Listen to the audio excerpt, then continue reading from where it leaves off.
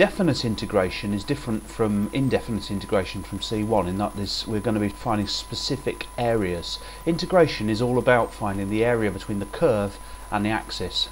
Now it's not obvious what I mean by that, so I've got a diagram here to show what I mean. This is the equation, this is the curve y equals x squared. I've drawn a bit of it, and this yellow area is the area between the curve, the x-axis, and between 0 and 5, the points 0 to 5. So that's what that means. That would be integrate y equals x squared between 0 and 5. This would be between 0 and 6. This would be between 0 and 3, or whatever that is. Okay, so that's what we mean when we say integrate. Now if you're thinking, well, how do we know it's the area between that and the x-axis and not the area between that and the y-axis, or something like that, we'll discover why later, and we'll see how we can write to make it clear which one we're talking about. Now if we want to find the area between 5 and 6, we simply find the area up to 6 and take away the area up to 5, and that would leave us this strip here between 5 and 6. But we don't actually have to do all of that, we can do it in one go by some clever notation. The area of x squared between 5 and 6 is written like this. And what this means is basically, to answer this question, what it means is, what differentiates to leave x squared? Well, the answer must be something to do with x cubed, because when you differentiate x cubed you get 3x squared, but we only want 1x squared, so we need to divide by 3 plus some constant. Now we'll see later it's actually not necessary to write plus constant when you're doing definite integration. Now what we're going to do is put this in square brackets. These have a particular meaning, and what they mean is put the top number in, 6 in this case, work out what this bracket is, and then put 5 substitute 5 in for x, work out what this bracket is, and then subtract. So that's what we're going to do. So firstly, put 6 into this, we get a third of 6 cubed. 6 cubed is 216, so a third of that is 72.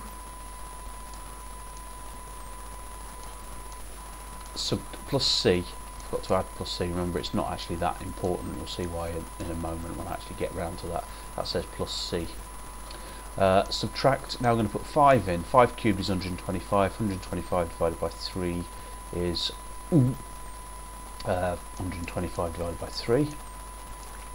That says 125 divided by 3 plus c. Now we don't know what c is, and that could be a problem, but hang on, no it isn't, because when you do this subtraction we've got plus c here and we've got minus plus c here. It doesn't make any difference, so we end up with 72, take away 125 over 3. 72 is 216, so that's 75 and 16, 91 over 3. So 30 and a third should be the answer. So quickly through that again, this tells us this integral of x squared with respect to x between 5 and 6 tells us the area of the y equals x squared curve between 5 and 6. So it's this area in here. And how do we do that?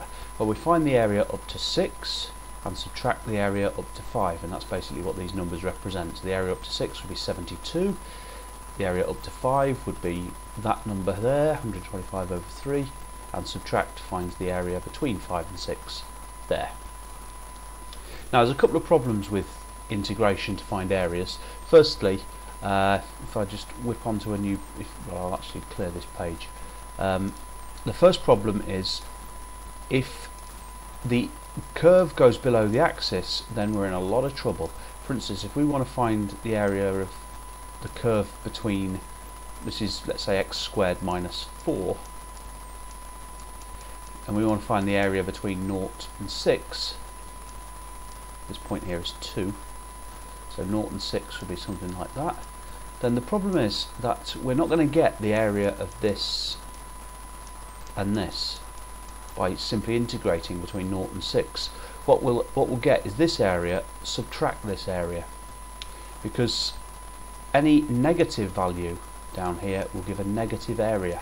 So we do need to find this point here, which is 2 in this case if you notice, and integrate between 0 and 2, the curve x squared minus 4, and then ignore the minus sign and then integrate from 2 to 6 to find this area here, and then add the two together manually. So we do need to be careful about things like that. Now some exam questions can get pretty tricky when it comes to integration, and can involve, well, we'll see this in the exam question, but can involve finding really awkward areas, such as what's the area between that curve, don't even know what that curve is, and this straight line here, so what's the area in here. And we need to think very carefully about what it is we do here. We certainly will need to find that point there, and that point there. Then if we integrate the curve, don't know what the equation of the curve is, that's not really important in what I'm talking about here. If we integrate the curve between those 2 points, we'll get this area here. Remember, it's the area between the curve and the axis that integration tells us.